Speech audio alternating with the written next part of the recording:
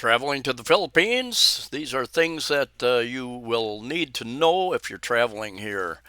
Flying in, there something I found out recently is that Manila has a pretty big, quite a number of cruise ships that come in there as well. So that would be a little different procedure. I guess you'd still have to do some of these things. I'm sure if you're visiting through a cruise ship. And Cebu City down here in the central Visayas is planning on uh, setting up a port where more, I think, out by the New Star Casino out on the south end of Cebu City, I believe eventually. Anyway, I'm using for this video, my Canon SX70 Super Zoom from my balcony, 20 floors up, and give you a little bit of view around as we talk about this. Anyway, the Philippines, you've got over 7,000 islands, but really, only I think only 2,000 of those have names and/or are inhabited. But that's still a lot of islands. Really, you're only going to be concerned with about 11 of the largest islands, and then if you might do some island hopping to some very small islands. But had a guy mention some years ago, uh, 7,000 islands. I have no idea where to start. Well, don't let that scare you away because it's really very simple. Anyway, I'm going to get into some what you need to do to travel here without any issues. And once you get here, some of the things about traveling, vaccines, money, prescription drugs. What else? Clothes. I'm gonna touch on a number of things: internet, cell phones. I'll go over the real basics right here in the beginning of this video. First of all, many countries of the world are you have what's called visa on arrival. Not all, not all countries. For instance, India, they have an e-visa system where they can sign up for visas. They're trying to attract more from India. China did a few years ago, but they cut that off because of some of the crimes that were involved in a number of things here. But anyway, most countries, I think all the Western countries and many more countries, over 100 countries, get visa on arrival, which means you don't have to apply for a visa prior to coming here. Although you can go to a Philippine embassy or consulate and apply for a visa before you come here if that's convenient. So you fly here and you go get off the plane or the ship and they go through immigration and they will stamp your passport with 30 days free. Doesn't cost you a thing. You got first 30-day free, and then you can extend it for 29 days. Go to immigration or have an immigration agency, like I use JRC Visa Consultancy here in Cebu City. They've got offices in Dumaguete as well as Manila, and just easier for me to let them take care of it. Anyway, before you get here, there's a couple things that you need to be aware of. Number one, money. If you're bringing, for instance, US dollars or whatever you're bringing here, you should have clean, crisp, hopefully pretty new US $100 bills or $50 bills even. If you go lower than that, you're probably going to get a lower exchange rate, and they should not be soiled. They should not have any rips in them. They should not have any writing on them, any little mark with a pen, or many places will not accept them. So you should have bring clean money, whatever country you're from. Clean, crisp, no marks, not wadded up, not all wrinkled up, or you're going to have some problems. Now, at the airport, most airports have and we have several international airports: Manila, Cebu City, Davao, I think Iloilo, over on Bohol, on Panglao Island. There's an international airport. Every airport will be different, but most will have a money exchange place in the airport or right outside the airport. Generally, you get a little better rate once you get away from the airports, but anyway, it is what it is. You're going to want to get some money, exchange your money, get at least 1,000, or I would say 100 US dollars in Philippine money. And my experience was that they count out 1,000 peso notes and tell them, here, give them a couple thousand. I need smaller change because taxi drivers and others are going to say, sir, I don't have change for that. Do you have smaller change? Also, before you come here, important thing, you need to have at least 6 months still good on your passport before you arrive here. So if you only have 3 months or 4 months or 5 months on your passport, they could deny you entry. So you should have at least 6 months available, hopefully more than that. You should have an ongoing ticket, either a return ticket or an ongoing ticket within 30 days. And there's some argument about this. On Philippine Airlines site, it says within 30 days. The airline is responsible for returning you back to where you came from if you don't have those types of things. And I've had a few people over the years, I've been doing this for almost 9 years, videos. I've had a few people tell me that they were never asked for an ongoing ticket, that you're going to leave, basically proof that you can and plan on leaving the Philippines, even though you can extend your visa. I've had a few people tell me that that was an issue for them, but most people will be asked by the airline where they're getting on the airplane to come to the Philippines, where's you have your ongoing ticket. They may not allow you on the airline if you don't have. So do the airline ticket, and then you need to do what you need to register on a eTravel site, government eTravel site, and basically we used to get like 3 pieces of paper on the plane before we landed in the Philippines. Now they do it online, and you sign up there, and you declare your health status. Have you been to any countries that had yellow fever, things like that? You declare to customs. It's a customs declaration. Are you carrying more than 10,000 US dollars with you? You can carry more, but you don't have to declare it if it's under 10,000. Over 10,000, you're supposed to declare it. If you don't declare it, they could confiscate it, and you have some other issues as well, legal issues. So ongoing ticket and your visa on arrival. Passport should be good for 6 months. Have money to exchange. Depends on where you land, where you're planning on using. If you're going to use your debit card or credit cards to get money, not all ATMs will accept foreign cards, and not all of them operate at any given time. They might be offline. They might be out of money, especially in the heavy travel seasons, Easter, Christmas, other holidays when a lot of people are traveling.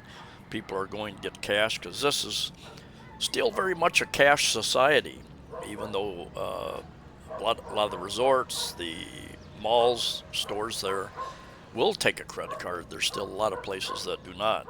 I've even been to fairly popular resorts, and they said, well, we're offline, we can't process your credit card, sir. So I had to go to an ATM to get cash. Very important, bring a good attitude. When you come into the Philippines, if you have a nasty attitude, they're trained to be very tolerant, and it's amazing. All these people from different countries, different languages, different accents, English. They're extremely patient, but they're paid to process you, and they're paid to keep out people who are undesirable. And if you come across as undesirable, if you are rude to them at immigration, customs when you're coming through, they can deny you entry, send you back to where you came from. So bring the right attitude, please. Many of you are on prescription medication, most of that stuff you won't have any problem bringing it in with you. Be sure to carry your prescription with you. Have it in a bottle or package clearly marked with your name and what it is, that type of thing. If it wasn't, you could have some problems. Them trying to identify, is that legal or not legal. Um, Drugs like marijuana, that type of thing, are not allowed in here. I don't know. Thailand have they gone back on that? They allowed it for a while, and then I read they were gonna shut some of that down. Do you need shots or vaccinations to come here? Um, Only thing required is if you've been to a country with yellow fever, that could be an issue. I've had some subscribers say that they've gone and got their a number of different vaccines. I never did. Most people I know have never gotten vaccines, but your hepatitis shots, your rabies shots. As you go to the various hospitals, they'll tell you, most of them, that animal bites are the biggest thing that they treat there. A lot of stray dogs and cats out here, and most of the time, most of them do not appear to be aggressive. But in fact, especially early on, I approached a few thinking, hey, the nice dog. I'm gonna pet them, and they become quite aggressive, barking and snarling, and so yeah, you don't want to be approaching animals that you're not aware of their intentions. Now there are different bugs here. People come here, and people who are relatively healthy can pick up some different bug or something. I've been pretty healthy. Most people I know pretty healthy. One of my friends goes back and forth San Diego to here, and he will get some kind of like it's difficult for him to talk. Something he ended up with a mild case of pneumonia last time he was here. But it might maybe depending on what part of the world you're from. Florida, Georgia, some of the southeast U.S. states are hotter and more humid than here. But you could have some health issues. Carry some of the over-counter medicines that you use in your country. You can bring them here. They may have different names here. They may have different brands here. Write down what you use, so that because I've had the experience going to pharmacies, and they don't understand what I'm asking for, and I tried to describe what it's for, and they're pulling up different things, and I don't know what they're showing me. And the writing oftentimes is such small print you can't read the ingredients, the specifics of this type of thing. So write that type of thing down. Um, I've been getting generics for a few things. I don't take any prescription medications. Um, but yeah, sometimes even I think I say the word exactly as they say it, and they're handing me something else, and it's not what I'm asking for. So English here, a lot of the guidebooks are not accurate. They are. I think they say 80% of the population is fluent in English. Wrong. Wrong. English is the second official language here in the Philippines. Filipino is the main language. Filipino is based primarily on Tagalog. And depending upon how good your teacher was in grade school and secondary school, will have some effect on how well you learned English. If you never use English, I've been to many families around many people, and some speak very good English, but it's a different English. They pronounce certain sounds differently. So me and my girlfriend, it's often, what did you say? What?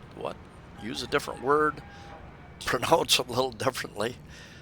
So that is a thing, and it is great that you have so many English speakers here, and for the most part, I have very good experiences getting things done.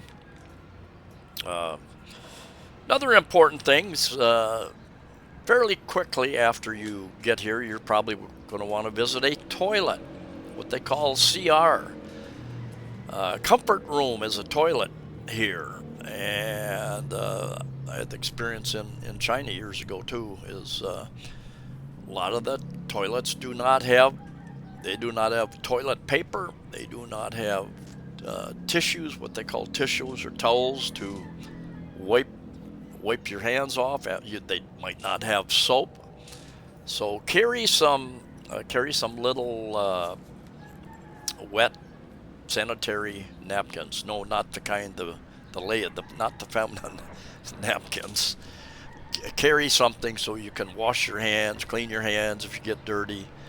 In a restaurant, they will often give you a little tissue, and man, you need a. They're so flimsy that sometimes you need a complete box of tissues, and they're not available. They're not available. So I always carry. I take paper towels, fairly durable paper towels, 3 or 4 of them, and I stick them in one of my pockets, and I carry that with me. And as far as travel, once you get here at airports, you're gonna have track taxis there. I think at Indian, all the airports, uh, buses or vans, white vans they call V-hire vans, have regular routes. Um, they're again dependent upon your location. You've got planes, you've got trains up in the Manila area. You don't have any, and most of the Philippines does not have trains, but you have ferries with so many islands. You've got a lot of ferries. Different ferry companies go different places, different size ferries, different options on what type of, if you get the tourist, the not air conditioned, or the air conditioned, or a room to yourself on some of the larger ferries. So taxis, you got buses. There again, buses come air conditioned or not air conditioned. So be aware of that if you're taking a long ride on a hot day. Jeepneys, tricycles, hobble hobble, which is motorcycle taxis. Uh, I don't believe there are any travel restrictions any place in the Philippines. There are if you get close to an active volcano, which would make sense. Um, that type of thing. But other than that, you can pretty much go. A lot of freedom in going to tourist places. The most popular places can get a little crowded, so be aware of that. Plan around that. Weather can change a number of times. You see the clouds off in the distance. That's towards the east mostly, and yeah, it can start off sunny and become cloudy. It could rain for 20, 30 minutes, then clear up again. Could cloud up again a little bit later in the day. But every day is different. We've got a couple different seasons here. We've got the southwest winds and what they call monsoon, although it's not really very monsoony. But generally the rain only lasts 20, 30, 40 minutes, and then it's gone. Everybody goes back to doing what they're doing. Um, and part of the year we get the northeast winds, like we're in that now. We're in the high season from basically October, November, December, January, February, March, April. May is generally our hottest month, gets into the mid 90s regularly. Today is about, I think, 86, 84 degrees, which is 29 degrees Celsius. Got my windows open, nice breeze through here, not even using a fan. I like it a little warmer anyway. 62% humidity. I'm comfortable. Depending upon your size, how difficult it will be for you to purchase clothes here, I would say bring shorts and good walking shoes, maybe sandals, and a good pair, because a lot of these surfaces, these sidewalks and streets, they are slippery. Sometimes even if they aren't wet, and I can be walking along and thinking I'm on solid ground, and somebody's throwing out some water from a store or something, You hit just a little wet spot. So get yourself a good pair of deck shoes if you can, $100, $200. And I recently purchased a fairly good pair of shoes, but even those are on certain wet surfaces. You know, different materials are more slippery than others. But yeah, you don't want to be going down and breaking a bone. Um, the bigger you are, the more difficult it will be to find clothes here. For instance, I'm a medium shirt in the USA, but I'm extra large or 2 times extra large here. Same, and it's not because I got that much bigger. It's because their sizes are different here. And I'll do another video. There's Asian sizes, there's European sizes, there's US sizes, there's UK sizes. They all measure things differently.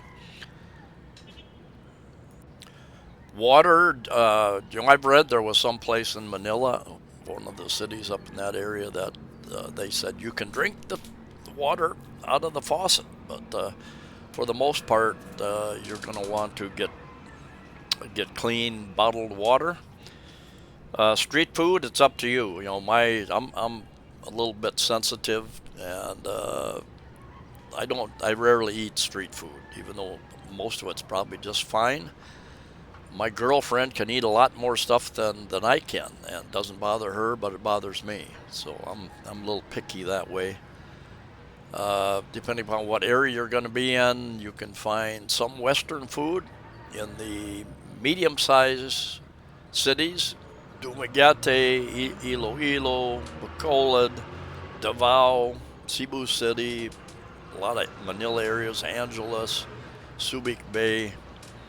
Once you get out of those areas, you might find a smaller towns. You might find a McDonald's. You might find a Jollibee, more likely a Jollibee. So a couple pizza places, Philippine pizza places. They like sweet sauce. Their tomato sauce is, in fact, you can see it in the stores. It'll say Filipino style. It means there's a lot of sugar in their tomato pizza sauces.